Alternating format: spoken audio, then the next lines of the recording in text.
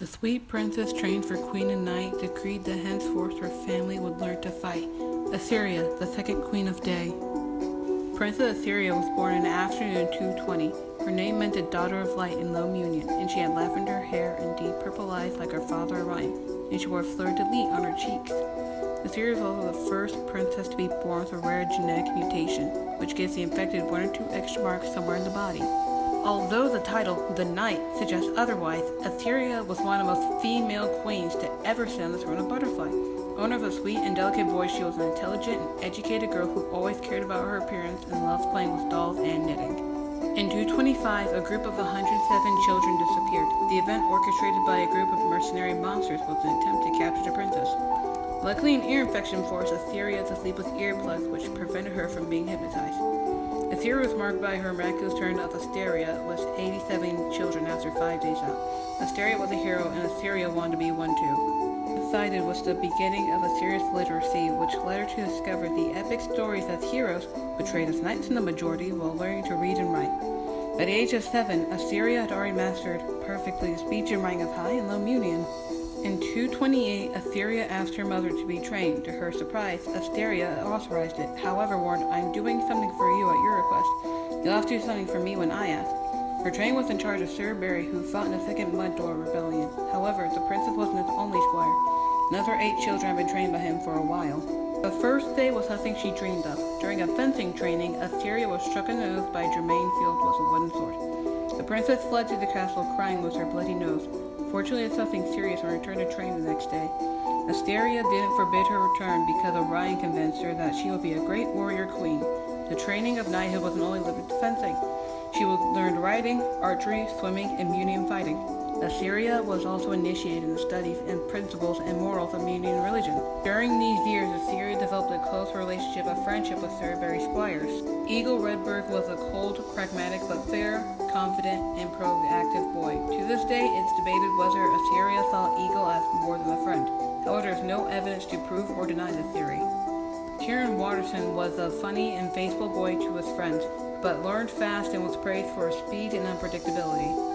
Emerald Stone was a boy of honor who always kept his words and was recognized as the most skillful among the protectors of his younger sister.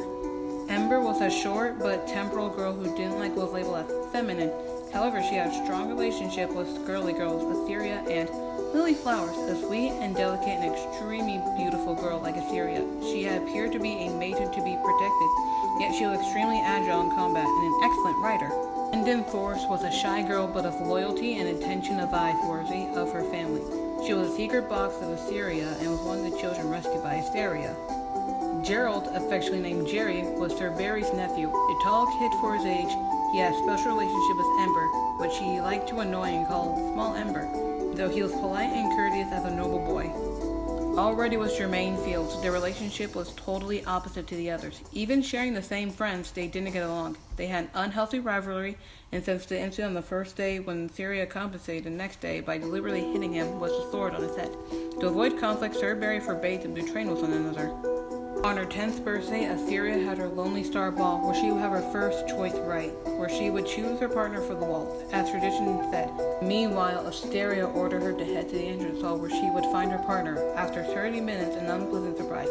Germain Fields will be her partner. To her complete disgust, like a lady, Assyria entered the ballroom with Germain and danced with her tormentor, all without undoing her sweet look and smile. While lay people saw a young couple in love, their friends saw a fight between them that would erupt in the middle of the hall, which fortunately didn't happen. In her diary, Assyria commented on her dance partner. "Although he mocks and annoys me all the time, he's a lousy dancer. He was clumsy and stepped on the hem of my dress and feet all the time. He didn't even know where to put his hands. Sometimes too high on my back, sometimes too low. Being so close to him made me sick." It did a pre-drama, as her Royal Highness may realize. After the ball, Assyria went to question her mother about it, but eventually discovered she was engaged to Germain. Despite shock, Assyria maintained her composure, smiling at her mother, saying, "I'll do it willingly, if it be your wish." Even after being alone, Assyria cried like a well-behaved lady, sitting on her bed, her hands on her lap, her spine erect, wiping her tears with a handkerchief at the end of her bed.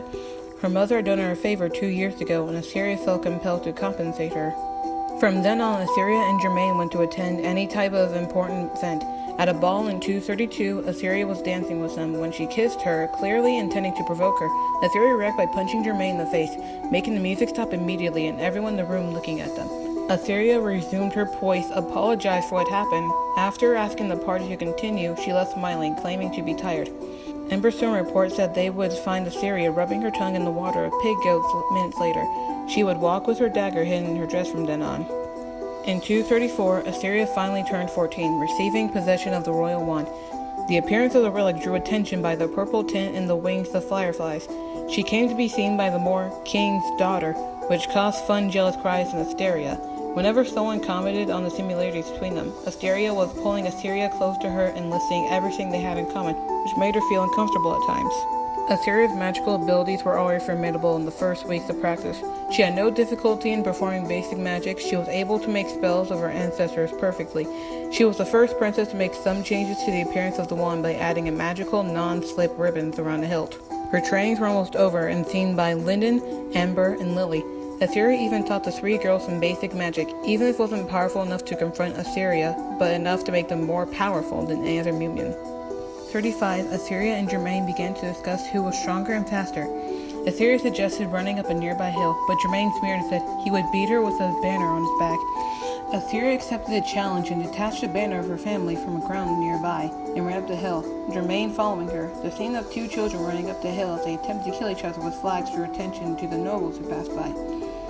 Soon they took up their banners and ran up the hill. Neither Germain nor Assyria came out victorious that day, but ended up giving birth to their first child. In the words of their friends, the game of flags. Weeks later, Assyria lost her grandmother Festivia. While the kingdom was already sleeping, Assyria went to mourn her death alone in the abandoned stables, when she was surprised by a dragonette which she had only seen once when she was a child. Being a mild species of her first habits, the dragonette didn't harm the princess. It just wiped a tear from Assyria's eyes and rested its head on her lap. Assyria spent minutes caressing her new friend, whom she did not know to call him or her, because dragonettes don't have a gender distinction. From then on, Assyria would visit the dragonettes whenever possible, and over time, accompanied by her friends, these visits would eventually tighten their bonds with the creatures. One afternoon in 236, Assyria watched Germain and her friends consecrated knights by Sir Barry. Although happy for her friends, the princess was saddened and a little bit jealous for not being too. Acting like the lady she always acted, Assyria returned to the castle, where she was surprised by a special ceremony in the throne room. Her mother consecrated her Dame Assyria Butterfly Knight of the Butterfly Kingdom. Assyria wept that day, being the only time for life she ran away from the lady position without Germain being responsible.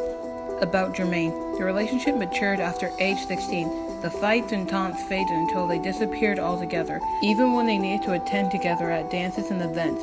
Despite this, Assyria still hated him. She just didn't put it out. Assyria competed in 3 tournaments, becoming the champion in fencing and jousting for 3 consecutive years. Assyria advised that Assyria didn't compete again, claiming that no knight in the kingdom would risk hurting the future queen. She obeyed her mother's request and didn't compete in 240. However, she found another hobby by noting the absence of the Sylvian family in the tournament. The reason was the commemoration of the Draco Ball Interdimensional Cup title. Etheria fell in love with sports where 2 8-player teams mounted on dragonettes faced each other to score points while firing at their opponents. And together with their friends, Etheria formed the first Draco Ball team in the Butterfly Kingdom, though for the first 2 years they only learned to tame and ride their hot-skilled friends. In 244, Queen Assyria died, and in her last words, Assyria reinforced her love for Syria and believed that her and Germain would be happy despite their quarrels. The night after the mourning, Assyria was in a private prayer at the Celestum of Jokina, where she received an unexpected visit of Germain Fields, where they spoke for the first time in years. The details of the conversation are unknown. However, Assyria was not almost officially crowned. That same night, a monster invaded her bedroom while she slept. When the queen's cry echoed throughout the castle, all the knights on duty, as well as the Ryan and courts who jumped out their beds, rushed to the queen's room. When they got there, they found a body torn apart while Assyria sewed a wound on her thigh. The event worried Orion, especially courts. Both claimed that Assyria was constantly protected by a personal guard. Although she guaranteed that she could defend herself and was taken back that night, she eventually gave in to their request, especially after her grandfather's words, "I've already lost 2 loves of my life. Don't let me lose the last I have." When crowned days later, aged 24, her first royal act was the creation of her personal guard. They received the official title of Queen's Guard. Assyria's choice in naming Eagle Redbird, Tyrion, Emerald, Lily, Linen, and Gary for such roles. No surprise to anyone. The surprise came from Assyria's word, "I don't want you to protect me, I want you to fight with me." The marriage of Assyria and Germain happened 3 weeks later. Lily, Ember, and Linden reported that while preparing, Assyria was taken back by a panic crisis, not by marriage, but by her wedding night. She even asked advice from Lily and Ember, who already had affairs with Gerald and Ember, respectively over 10 years. And though they say she wasn't obliged if she didn't want to, Assyria reaffirmed with the conviction that she would fulfill her material duty, as promised by her mother. Linden reported that she drank, but Assyria drank no more than a sip during the revolution for her wine since her grandmother's death. On her wedding night, she reported in her diary, "Except for my embarrassing moment that my marks provided, it wasn't that nightmare I expected it to be. He was sweet and kind, and he said he wouldn't make me do anything I didn't want, which made me more calm and confident to say yes. Maybe it's not as bad as I imagined. However, I must say I felt as if he was a little distant. Or maybe I'm thinking too much after the attack." Oh yeah, Assyria was attacked on her wedding night. Later that night, when she was asleep, 2 monsters invaded her room through the window and tried to murder her. Assyria and Germain killed one of the monsters, and the guards invaded the room and surrendered the other. When they asked what they would do with the living, Assyria let him go. She ordered a group of scouts to follow him because 2 consecutive attacks made it clear that the monsters weren't that far away. Before we proceed with the outcome of this case, a curiosity. After that night, Assyria, and consequently Germain, began to wear sleepwear, which wasn't that common at the time due to the hot weather, giving rise to Mewni's first pajamas. Back in the conflict. The group, led by her uncle Harvest, they followed the monsters back to a large camp at the east. Meanwhile, the Mewnian scouts were discovered, and only 2 of them returned alive to the Butterfly Kingdom. Harvest wasn't among them. In words of the survivors, he had been killed by a monster that didn't die. The death of her uncle and 2 assassination attempts against her created a great pressure against Assyria and the Munsters, who wanted to bring conflict on the battlefield. Etheria then replied with one of the best-known phrases in Mewni history. "My mother once told me that a wise queen never seeks war, but must always be ready for this." Despite requests from Orion and courts, Assyria refused to stay out the battle, claiming she wouldn't let 10,000 lives be sacrificed for her while she had her 5 o'clock tea on the porch. The night before her departure, Assyria found it difficult to sleep, and Germain noticed. He asked if she was scared, and seeing her hands shaking, Assyria didn't lie and said yes. Germain said this was good, and she asked why. He replied, "It means you're not stupid, you know what you're doing." In a conversation that spread that night, Germain made a confession to Assyria in the case that this would be the last time they see each other. He revealed that Assyria reminded him of his deceased sister, Almania, in acting, speaking, and behaving, and that he provoked and mistreated her the way he saw her as a flawed and imperfect copy of her sister sent by the goddess Celestia. After a while, he realized that none of this would do him if he forgot Almania and stopped provoking Assyria. That night was a turning point in the way that Assyria saw Germain. The Mewnian army left the kingdom at dawn with the vanguard led by Courtson Lord Watterson, with a larger platoon just behind led by Assyria and Orion, who had told his daughter to not depart from a royal guard at all. Battle occurred in the afternoon after the monsters attacked the vanguard and was surprised by the rest of the Mewnian army. During the battle, Assyria was torn from her guard. At one point, Assyria witnessed Courts being killed by a Serpian. Facing him in unique combat, Assyria was surprised by the monster's regenerative ability and was almost killed. Being saved by Orion, however, Assyria saw her father beheaded by the same monster who murdered her uncle and grandfather. Witness reports from this point diverge, some bordering on fantasy, but the consensus that Assyria was shouted and a blinding light from the sun emitted from her body, drying the grass and crackling the ground. She rose in the air in her butterfly form and attacked a Serpian. She then conjured a blade of pure magic with her wand and plugged it at the heart. He fell lifeless on the ground. The spell would later be known as Lightbringer spell, and would be performed by only one more princess beside Assyria, but that's not a subject for now. With the death of the Subtrayan, the monster army soon became disembezzled and fled. The battle came to an end with Dame Lily Flowers killed and the Monster King after Sir Emerald Stone made his way by knocking down 8 soldiers who protected the king. The post-conflict was politically quiet. The Queen's Guard adopted its famous colors. Emerald became the wielder of Emerald Stone, Jerry found the chivalrous house of Loveberry, and Etheria joined the Magical High Commission. Meanwhile, the queen entered a personal crisis of solitude. She was constantly seen in the portraits room, appreciating the paintings of her deceased relatives. This situation increased her desire to have a family of her own, especially when Lily and Ember temporarily left the Queen's Guard due to their pregnancies at the end of that year. Unfortunately, none of her untiring attempts had borne a fruit in the following years. In the tournament of 246, the kingdom received a presentation from the interdimensional ballet group, the Smittens.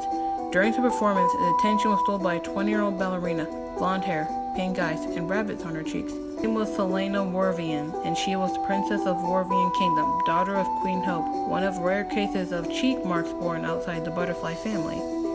However, what few know is that Assyria receives her cousin at a private dinner that night. During the conversation, the queen ended up unintentionally commenting on her difficulty in getting pregnant.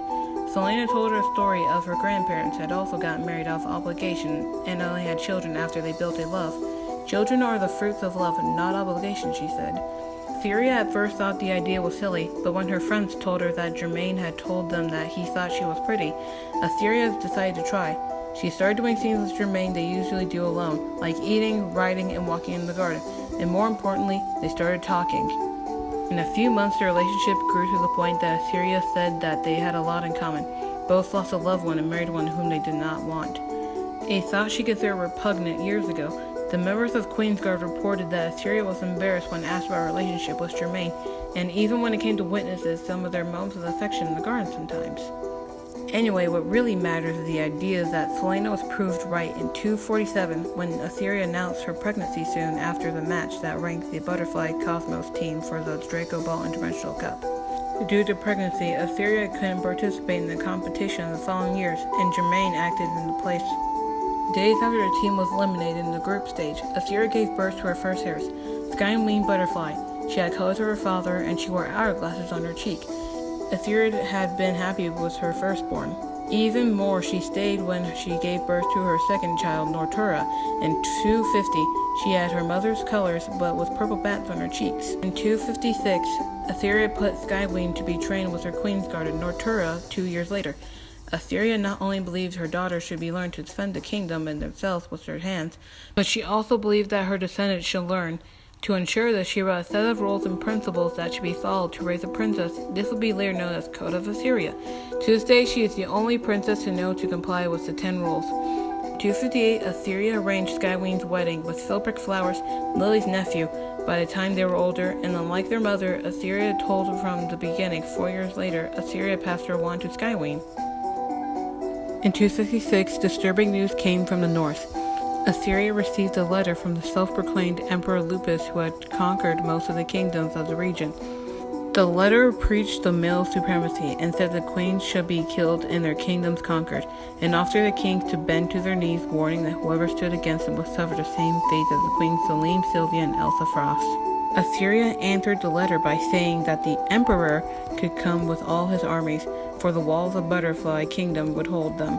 It was an obvious lie, and many of the kings and queens guards thought she was playing with fire. However, it was all part of Assyria's plan. She joined with the 3,000 best kingdom knights, 50 dry grass carts, and 8 dragonettes, and marched on to the Gorge, a mountain range that was the only road connecting the north and south of the continent. Knights strategically scattered the dry grass through the gorge and hid among the mountains. When the Lupus army passed by, Assyria ordered them to find and release Ersi on the other chain dragons, which she had not been feeding for days. Hungry, the reptiles ascended the valley, setting fire to the scattering dried grass, surprising the Lupus army and holding them off without an escape in a circle of fire. Assyria's strategy became known as the Assyrian Method, and to this day is the only effective known way to use dragonettes at war. After dragonettes had lunch and consequently destroyed the enemy army by more than 70%, the Butterfly army attacked, easily gaining the victory. All the knights who wore colors of the Lupus army were killed, the Lupus Empire and his 4 sons executed by Queen Assyria herself after the battle. It must have been reported that until his second life, King Lupus disbanded Queen Assyria, even comparing her to the moth. The battle became known as the Battle of the Gorge, and Assyria came to be recognized as the protector of the south by southern kingdoms and as the liberator of the north by northern kingdoms. The only survivor was Princess Minerva, the youngest daughter of King Lupus. She was Nortura's age and appeared to be ill-treated by her family. In order to seal a peace accord, Minerva was forced to marry King Laurel, hitherto a hostage of the Lupus family whose kingdom and family had been destroyed during the war. The ceremony took place in the Lupus Laurel Kingdom in 267. Assyria and Germain were presented together with the monarchs of neighboring kingdoms. Queen's Guard had stayed in the Butterfly Kingdom to protect and assist Princess Skywynne, Notura, while Syria was away. What no one expected was a tragedy to come. At the end of the feast, before the newlyweds go to their wedding night, the music stopped and Queen Minerva stood at the podium and pronounced her family's motto. The wolves howl and the knights fall. No one understood at first until Etheria was stabbed in the back before Germain. The knights and other guests could react to the Lupian soldiers disguised as guests attacked. More than 60 people were murdered and King Laurel was taken prisoner again. Assyria asked why, and Minerva replied that she had never been mistreated and she loved her family and Assyria had taken her away from them. She was stabbed 3 times in the back and 2 times in the chest and 2 times in the belly. The event was known as the Lupus Massacre. Assyria's body was sent back to the Butterfly Kingdom 3 days later, wrapped in only white cloth with the signs of wickedness. The death of the most glorious Queen of Mewni brought great consequences, such as disappearance of Princess Notura and split off the King's Guard, who blamed themselves for not having fulfilled their promises for Barry before he died in the battle of 244. She was buried in the crypts of Butterfly Castle, being reunited with her mother and grandmother after decades.